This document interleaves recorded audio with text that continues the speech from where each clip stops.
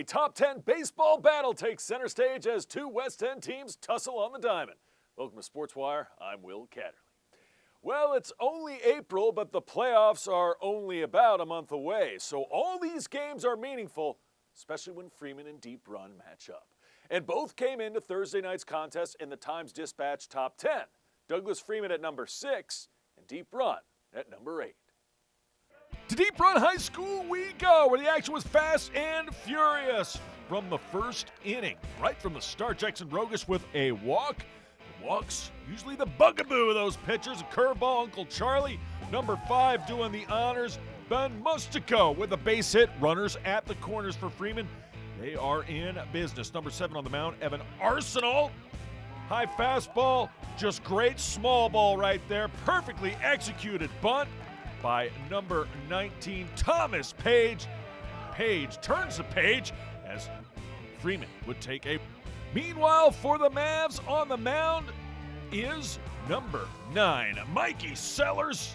It's a seller's market these days. Gets a strikeout right there. Later, though, Vinny Picaro reaches out, laces that one. Very good hitter to right center.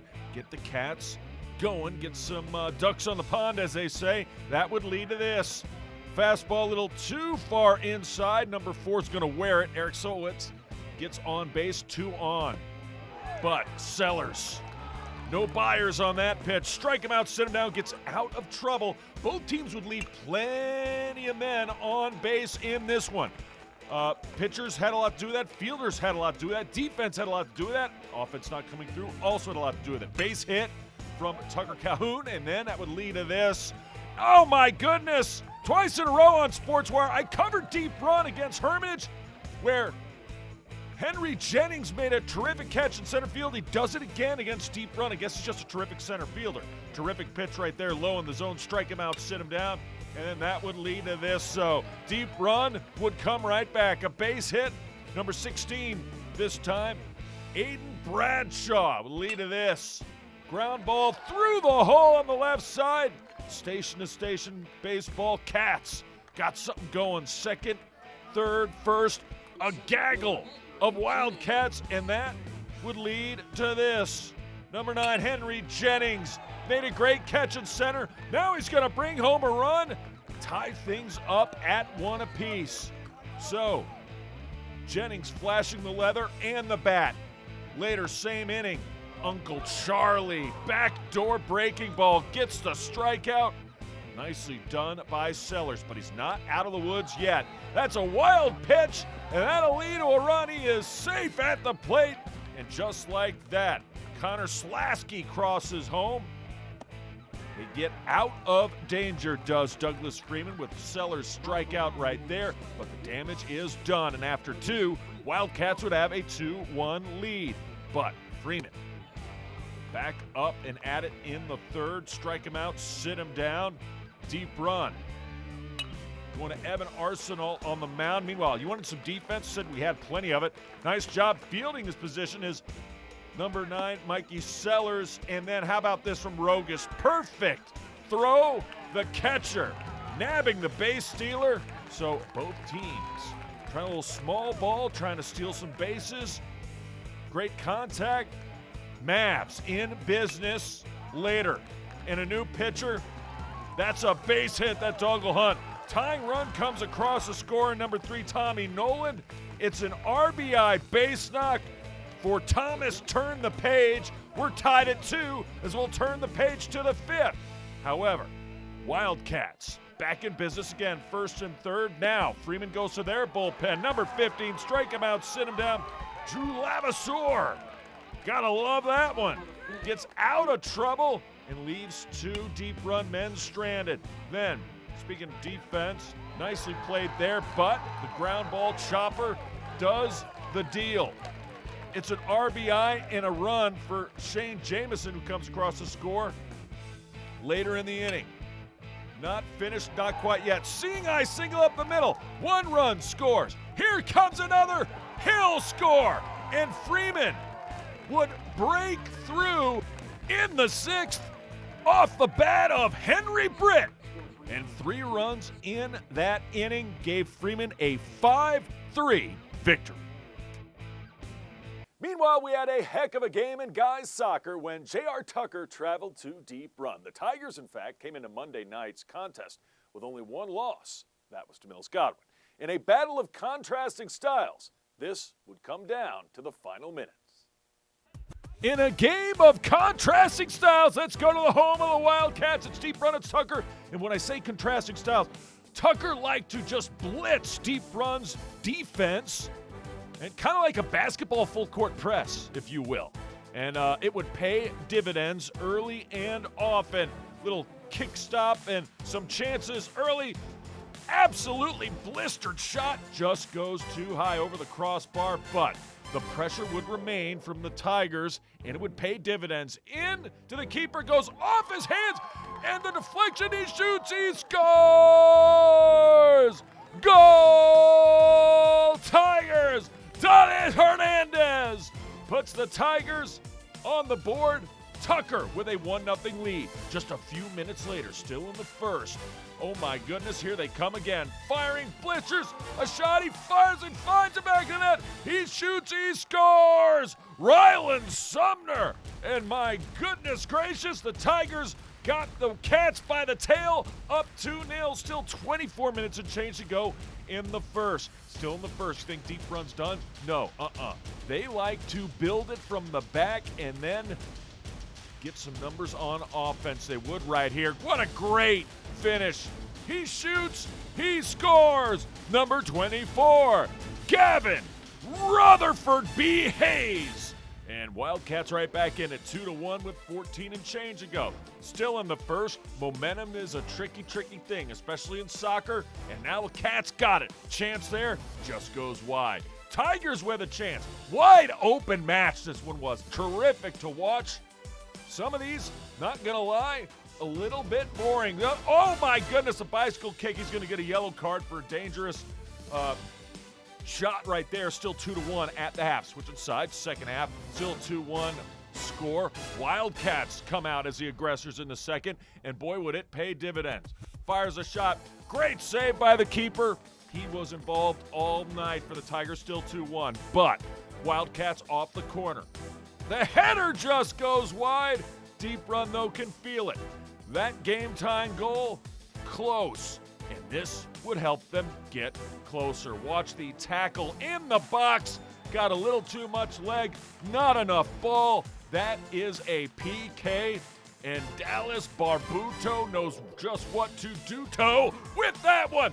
Fires, finds back in net. He shoots, he scores. Brand new game, folks. We're all knotted at 2.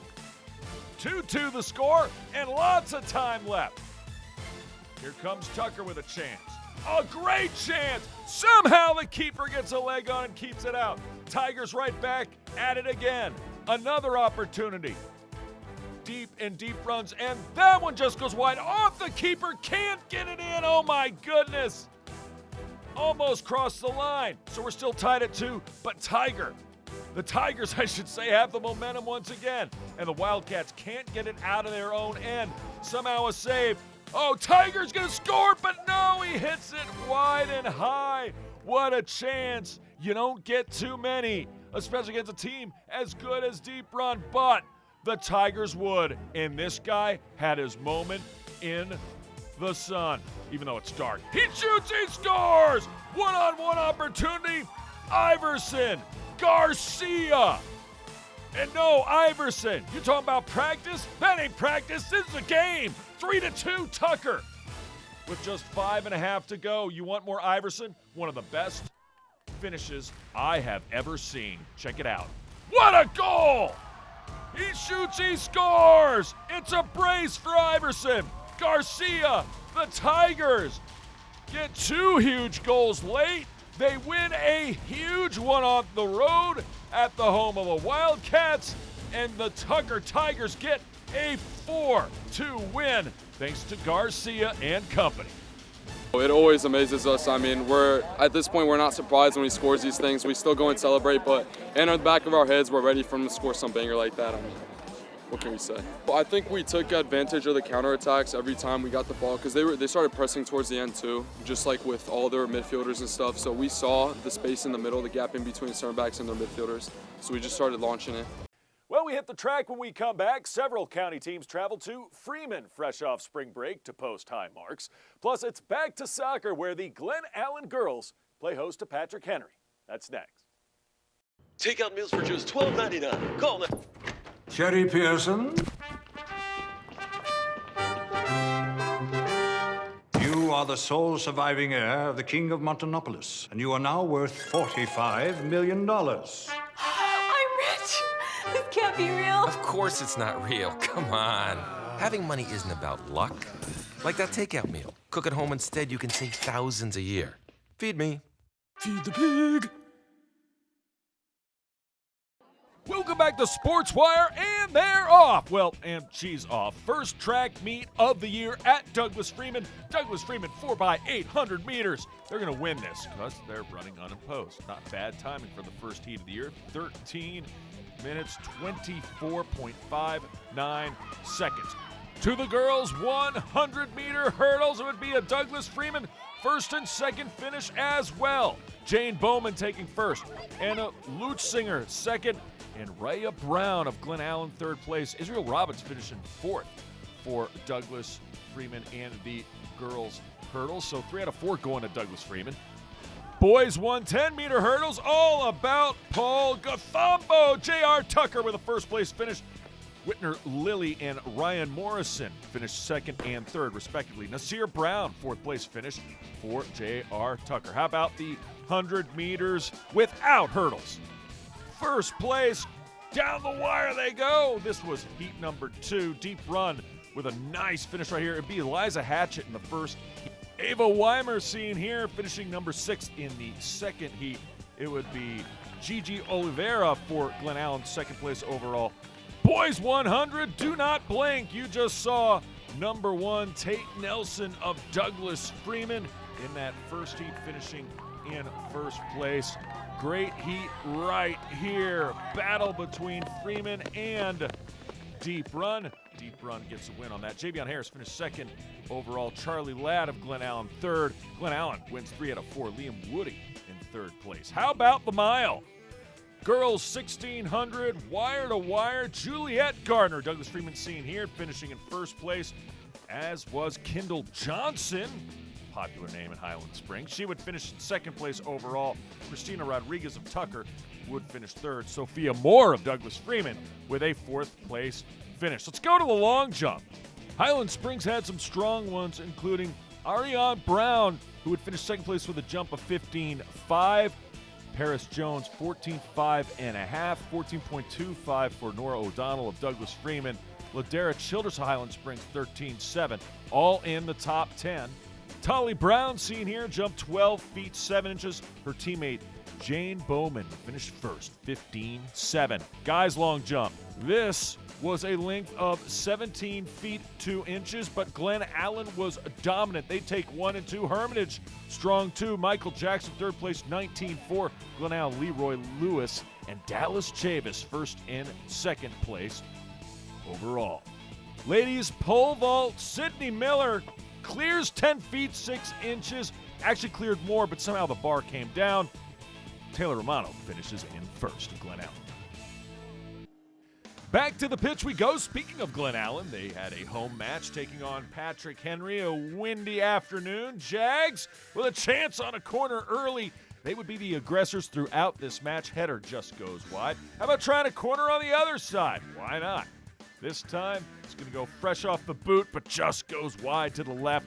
Still 0-0. No score, Glen Allen and PH. But Glen Allen would rectify that shortly. What a great pass. Staying onside is Mia Schweikert, who puts the biscuit in the basket. She shoots, she scores!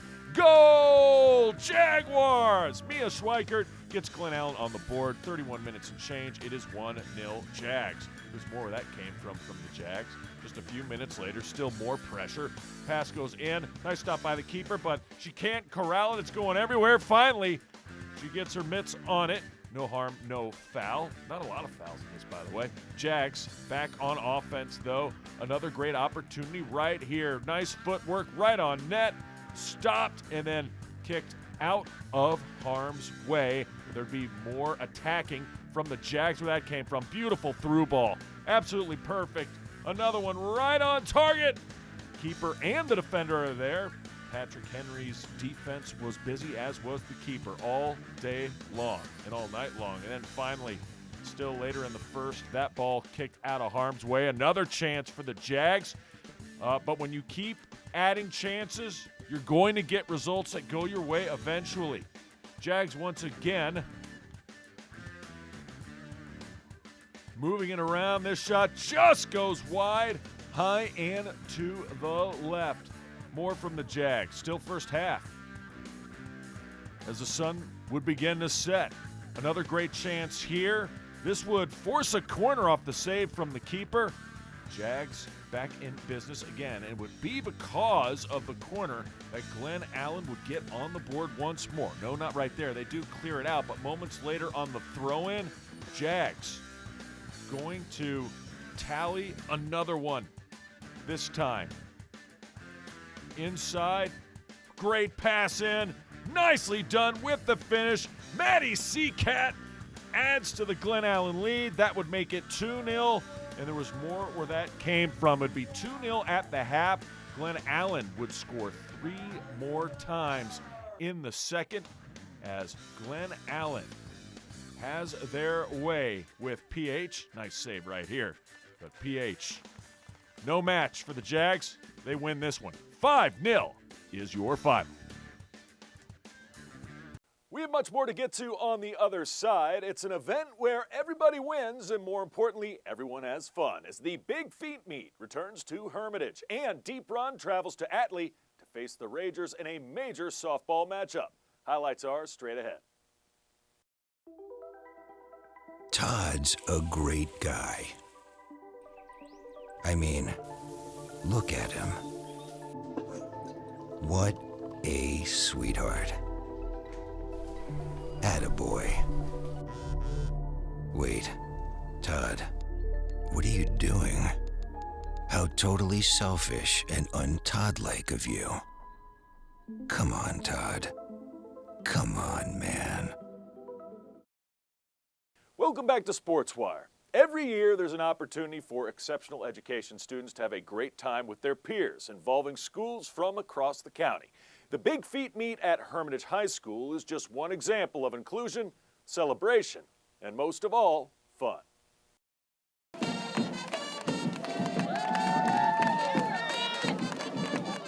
Strike up the band, the annual Big Feet Meet is back at Hermitage High School. This is our 3rd consecutive year hosting it, and this is for all-inclusive event for all the students with needs in Henrico County Public Schools. It's a day where students from all 9 Henrico High Schools come together to showcase their abilities. Look, last one you had was 105. I want 120. You got this, you got this, you got this. Students encouraging students dominates the day. That's about 110 right there. 123. 123, see? See? The unity between the individuals, the kids, the young youth. If you notice, there's hardly no adults doing anything but making sure everybody's safe. The kids are running it, the students are running it, they're learning from each other, they're having fun with each other. That's the main thing.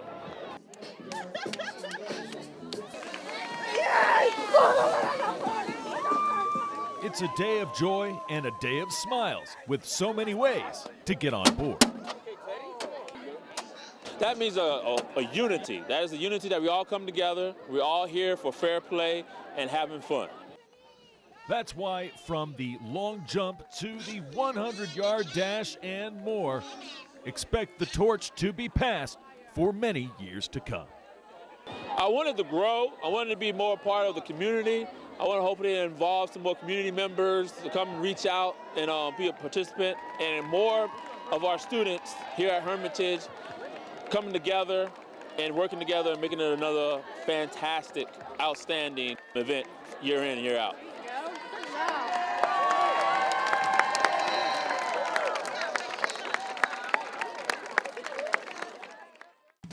Let's hit the circle for a little softball. Deep run traveling to take on Atlee in a pitcher's duel, if I may be so bold. First inning, strike him out, sit him down. Down goes Brooke, back in black.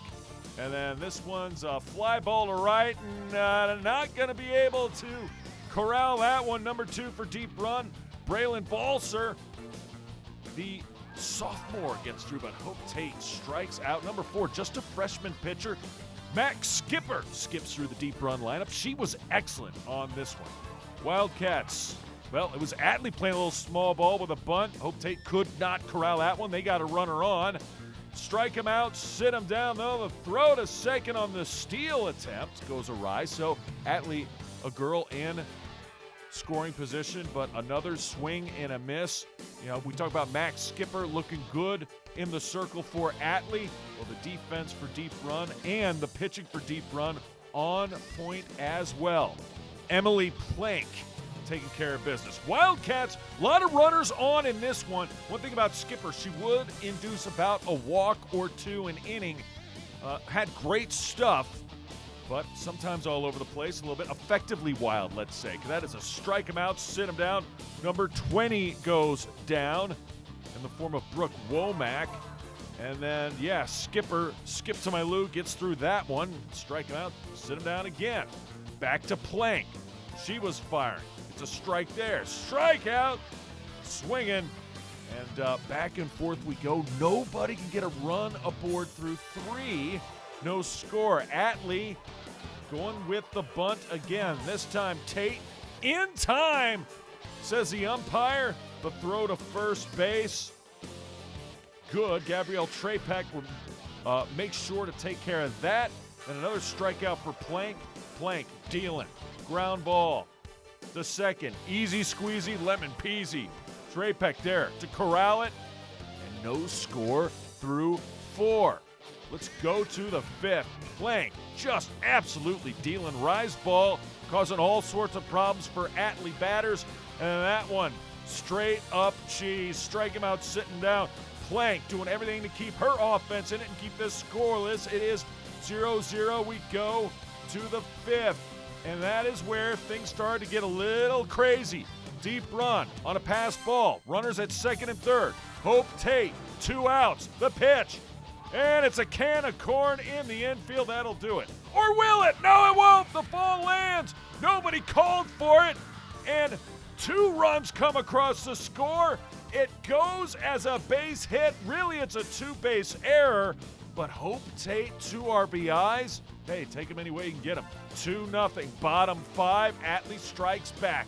This dog will hunt. It's a base hit to center. Later, runner on third. Bunt. Hope Tate throw to first in time. They send the runner from third, and she is safe. So it's 2-1. We go to the 6th. In the 6th, here come, well, let's make it the 7th, I should say. Here come the Wildcats. Big time blast by Hope Tate.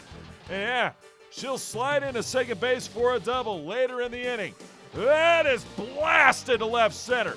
Down it goes. Here comes Tate. She'll score. It's an RBI double and a shimmy to boot. Number 10 doing the honors.